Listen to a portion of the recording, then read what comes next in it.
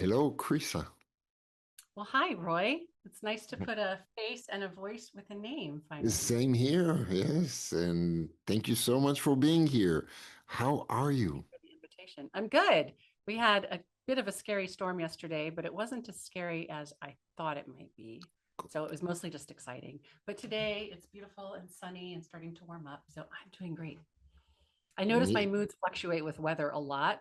So it's not small talk when I talk about the weather. It's actually Okay, representative of how okay. I'm feeling. And it can serve as a metaphor that storms come and storms go, and sometimes you just have to deal with them.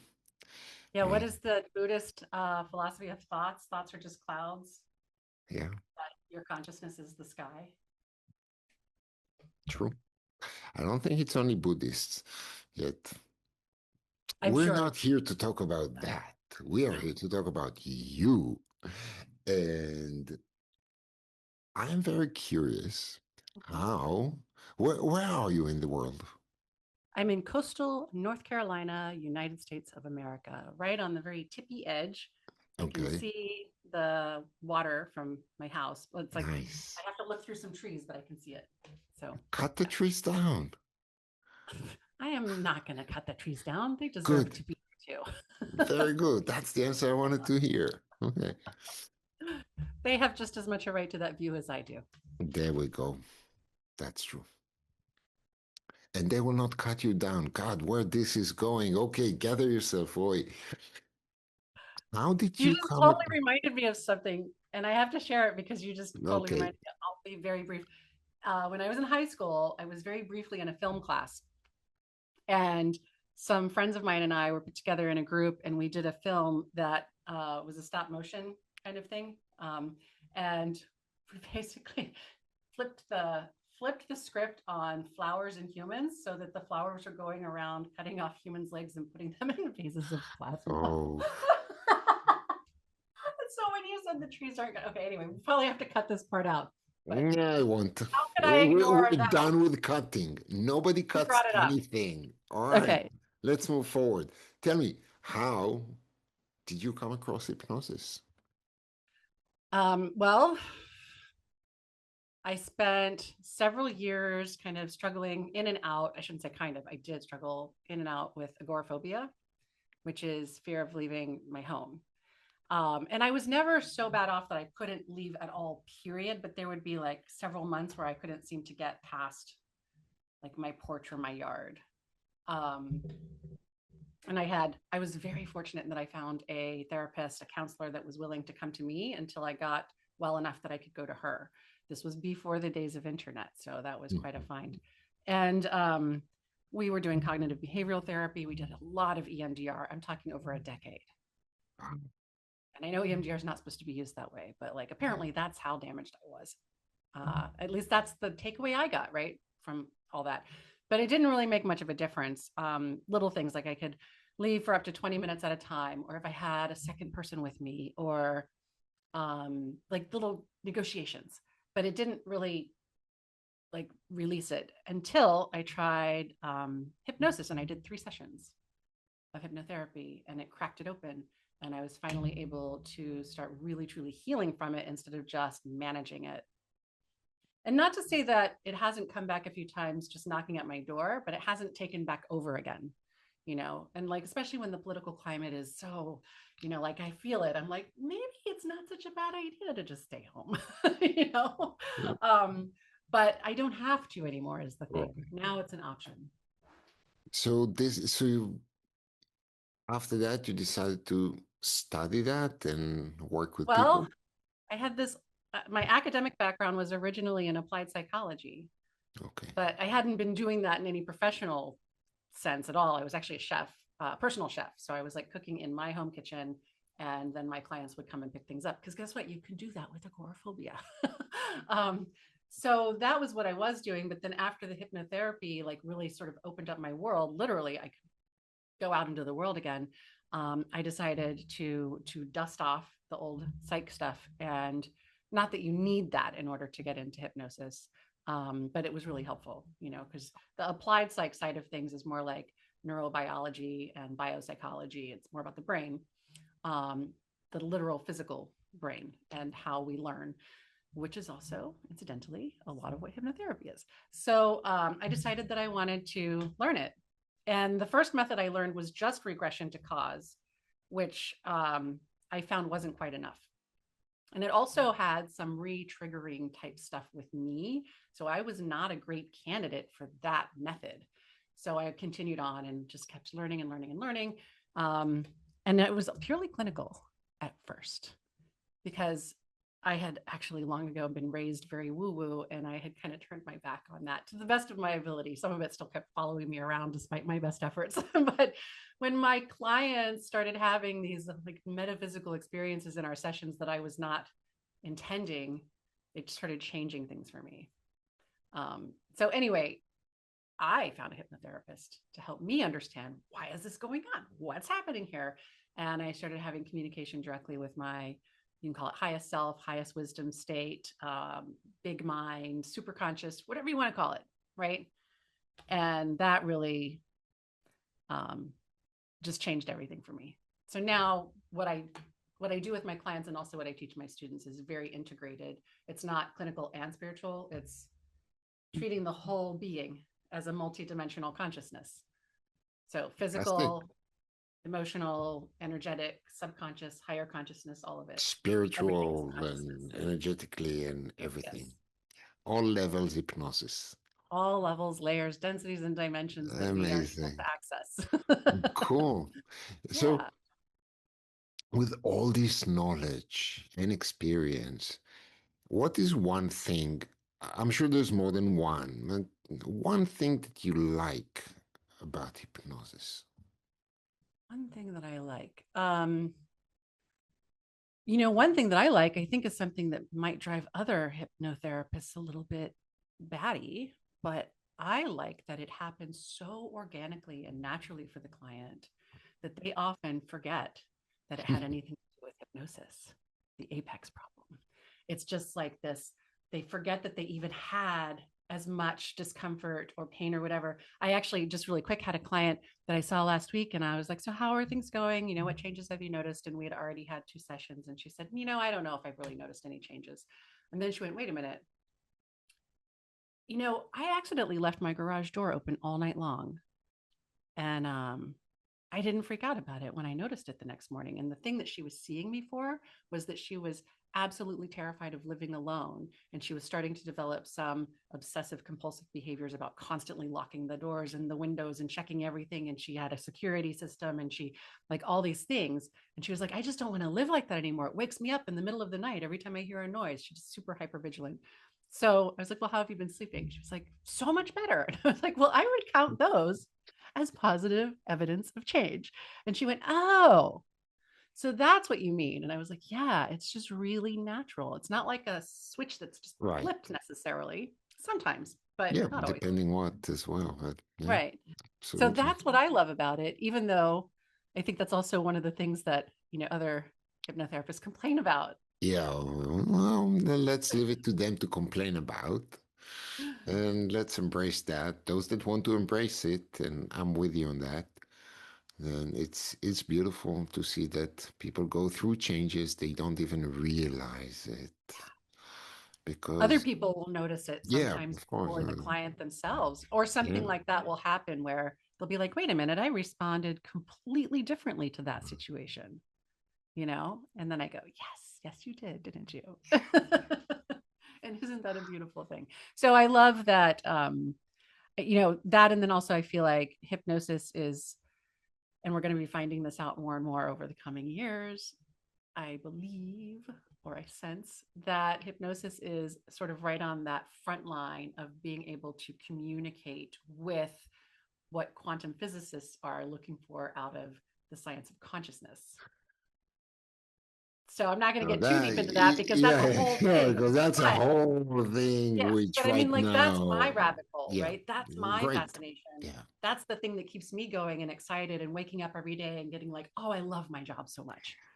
So this So is the Matrix, the hypnotic version. yeah, Yeah. exactly. Yeah. Yeah. And while they're measuring it over here, we're actually talking to it. Shh. And I love that. We need to start collaborating. We will. It's Or coming. maybe we do it after the conference. Okay. All right. And in the conference, your presentation is called Watch What You Wish For. Yeah. Harnessing hypnosis in reality creation. You So please do not create the whole presentation right now, but like in a few No, of course not. Then words. nobody would have anything to show up for. Exactly. Well, yeah, duh. So just in a few words, what can people expect from So this yeah. fascinating Um, name? so I don't know how many people realize this, but they're already creating their reality every moment of every day. And there's a few different parts going into this. We're just going to say one is the reticular activating system, what's constantly filtering massive amounts of information. It's deleting far more than it's actually Yeah. noticing. Like millions and millions of things that it says that's not important, that's not important, this isn't either, that isn't either. And so if we happen to have our emotional focus on something that is feels like a threat or feels oppressive or feels in any way not good, it's going to keep looking for more of that because it thinks that that's what we want, right? So then our reality starts to fill up with the decisions and choices that we're making based on what we're seeing. So we're creating that reality. Then we have confirmation bias that steps in, right? So now, so reticular activating system, neurological, confirmation bias, sociological. And it starts to look for evidence that the things that you're noticing are verifiably accurate and true. So Of you start course. filling up more of your life with more people that have similar kinds of outlooks and more situations. And every time there could be like 10 great things that happen in a day, but then one not so great thing. And then your confirmation goes, aha, I knew it. There's that one not great thing, right? Which reinforces whatever the brain has already decided is true. The story must be justified. Yes, exactly. And so there's this Yes. emotional coherence that either locks the pattern in if you're doing it with intention or creates this internal noise and distorts your reality. And reality is what? 9/10 perception. It's not objective. We don't Yeah. see reality as it is, we see it as we are. So our nervous system is already functioning like this very sophisticated um, receiver and amplifier, right? So that's what it's going to be about. And it's going to be like how to like steps, actual steps to get in there. Some people don't like the word hack, but I feel like it is a hack. We're going to hack the system. Why not? Good. Yeah. That's what systems And give us a rules direct way to rules work are with it. meant to be broken. Systems are meant to be hacked. Yes. Um, it reminds Yep. me, So we can yeah. start like shifting from the unconscious patterning into intentional coherence.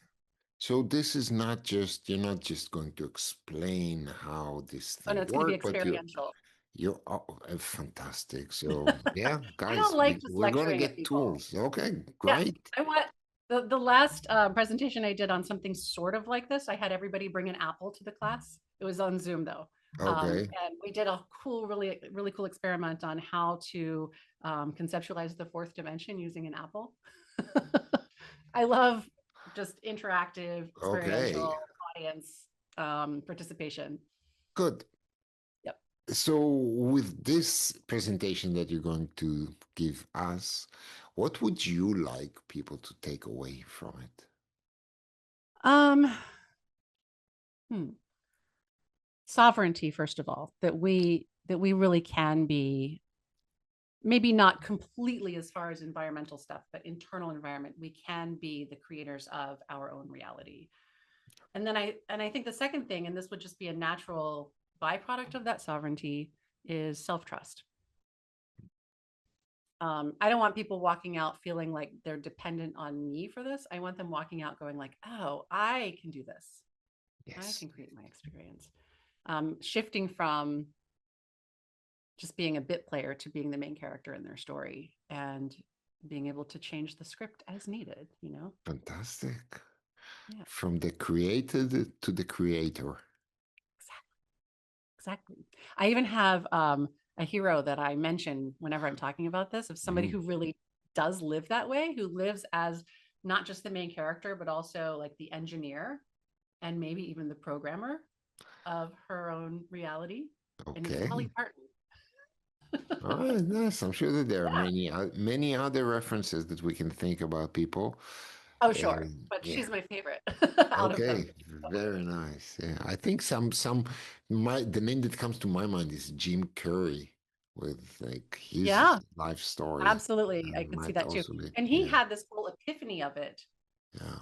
whereas Dolly's just living it. But yeah, so he had this whole epiphany of it, sort of a dissolution of the ego and all that stuff. Beautiful approach as well. But once you step out of being the side player, the bit character, and move into main character energy, then pretty soon I feel like you start to observe things more objectively. Now that you're able to create your own reality to a large degree, it puts you into this observational stance, almost like the researcher just collecting data and going, oh, I wonder if I do this over here, and like, let's over here, and then let's bring this emotion in and And put let's it see what here. happens. and then you become the actual like architect, Yeah, the there engineer we of it. go. Matrix again. Yeah. Yeah. I Well, think it that was one of my well, favorites. maybe in Hypnotic Horizon 2027, we'll bring Jim Curry and Dolly Parton and some others as well. Keanu Reeves. Yeah. If you get Keanu Reeves, I'm totally there. All right.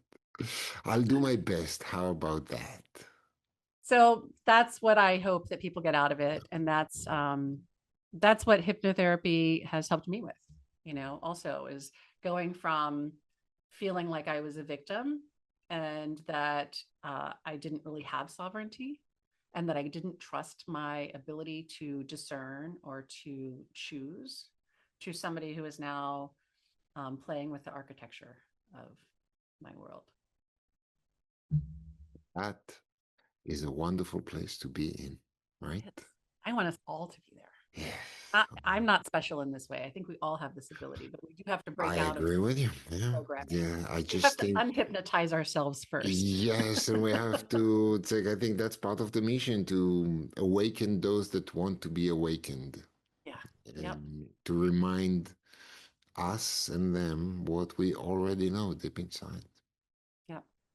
And we don't have to hit them over the head with it. So what No, we're, earlier you had mentioned about before you started recording about, getting into it with people who are the naysayers. And like sometimes I'm like, yeah, maybe I will, but most of the time, like, it's not going to change their mind anyway. Like, what's the no, point? So the people who, because a lot of newly awakened people get so frustrated that there's not more, because they sense the loneliness before they yeah, find their tribe, and they're like, oh, I just want everybody to wake up, and it's like, not everybody's no, no, wanting that yet. You can't bash them over the head with it. You just have to be like, nope, hey, do you like this? You want some? And then there's also something to be said for the ignorance of bliss. you know because absolutely, yes. once you like crack open reality this way, you can't put it back the way it was. No, and then you You have just to deal can't. with some other things that are not always easy to Yeah, now deal you have with. to take full responsibility for your Responsibility. own Yeah. actions, choices, behavior, everything.